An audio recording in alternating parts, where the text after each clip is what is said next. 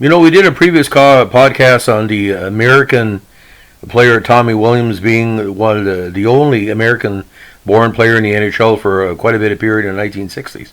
His greatest success, of course, came with that 1980 Team USA Olympic champion in 1960 from Squaw Valley. And today we're going to talk a little bit about this. This was a very unique tournament because you had all the players in there, States, Canada, Soviet Union, Czechoslovakia, but the tournament also had Team Australia. We'll get into that in a second. Now, the men's ice hockey tournament at the 60 Games was the 9th Olympic title event and also served as the 27th World Championships and the 38th European Championships. Now, to break it down, if you won the Olympics, you won the Worlds, and the highest ranked European team at these events, or the Olympics, would get the European title. So technically, if Russia would win, or Sweden, they would sweep all three titles. Now, the U.S. won its first Olympic gold medal and second world title that year. Now, Canada was represented for the second time by the Kitchener-Waterloo Dutchmen, great team, won the silver medal and Canada's 9th consecutive Olympic ice hockey medal. This feat was not matched until the Soviet Union won its 9th straight medal in 1988. Now, the Soviets, who were the highest finishing European team, won the bronze and its 6th European championship. The tournament was held at the Blythe Arena under supervision of George Dudley on behalf of the IAAHF. Now, Canada, the Soviets, Czechoslovakia, and Sweden were the top four teams heading to the game, so States were number 5 seed. All four were defeated by the American team, which was swept all 7 games it played. On the 50th anniversary of these games, a documentary entitled Forgotten Miracle was produced by Northland Films, making reference to the more famous 1980 gold medal known as the Miracle on Ice. Now, these are the only 2 Olympic gold medals won by U.S.A.'s men's hockey. They came close in 2002, but of course lost to Canada. Now, Herb Brooks, the coach of the 1980 U.S. team, was ironically the last player cut from the 1960 team by coach Jack Riley. And let me tell you something, I don't think Jack Riley gets a Christmas present from the Brooks family, unless, I don't know, but if you cut something like Herb Brooks, you better back it up. Now, for some reason too, this was the first and last time Australia participated in Olympic men's hockey tournament.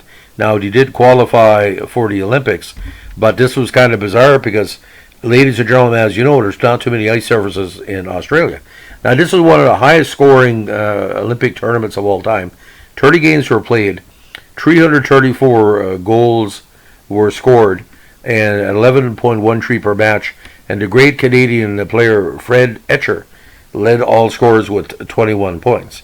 Now, the U.S. team included, of course, the Christian brothers, William and Roger, Tommy Williams, like I said, the Cleary brothers, Bill and Bob, Jack McCartan was there, Paul Johnson, Richard Ronshire.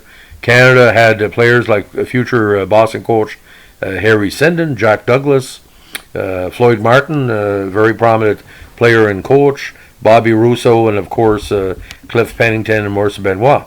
Now, the Russians had some key players, Viktor Yakushev, the other Yakushev, Karpov, Balin, Lukatev, and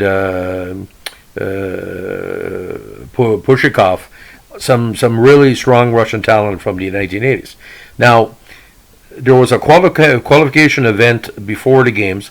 The 2 German teams had to square off in a 2-game, what they call play-in round, to determine which squad would participate in the Olympics. Now, West Germany won 2 games by 5-2 and 5-3 scores.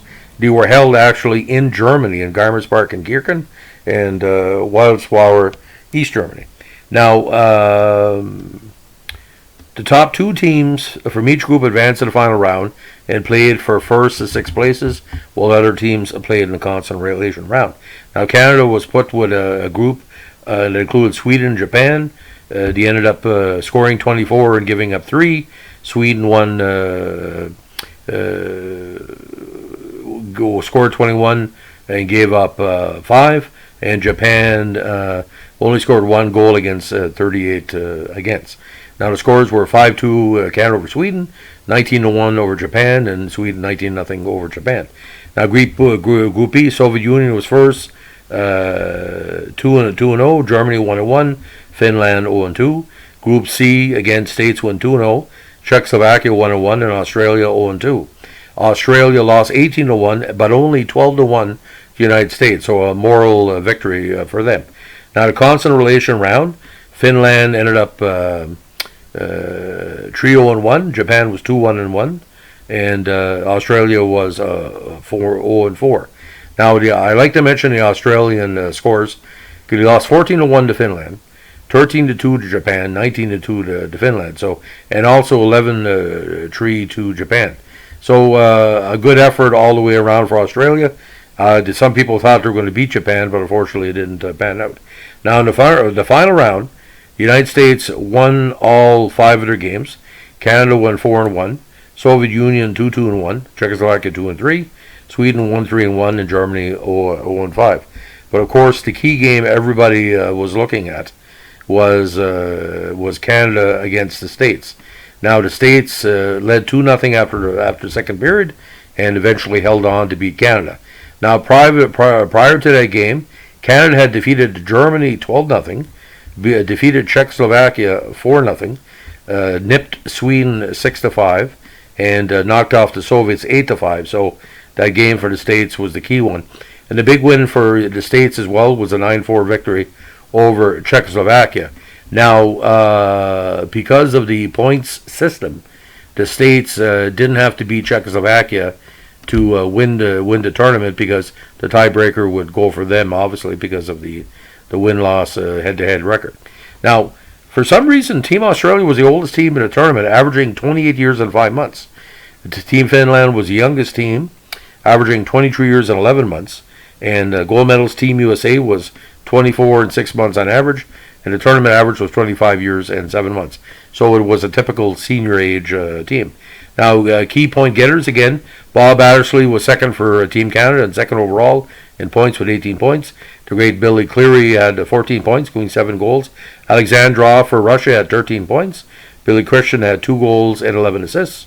And Samolenko for Canada, he second in goal scoring for the tournament with 8 goals and 12 assists. Now, best players selected by Directorate. Best goaltender was Jack McCarkin, great regard. Best defenseman, Nikolai Soligubov of Russia. And best forward was Nisi Nilsson of Sweden. Now, final ranking again. States, Canada, Soviet Union, Czechoslovakia, Sweden, Germany, Finland, Japan, and Australia, finishing in 9th. European Championship final ranking: Soviets, Czechoslovakia, Sweden, Germany. That's the West Germany, and Finland. So overall, a very interesting tournament all the way around. Some of the games were broadcast in North America as part of either Wild World of Sports, CBC, or other feeds. But Squaw Valley at the time became a hotbed for hockey.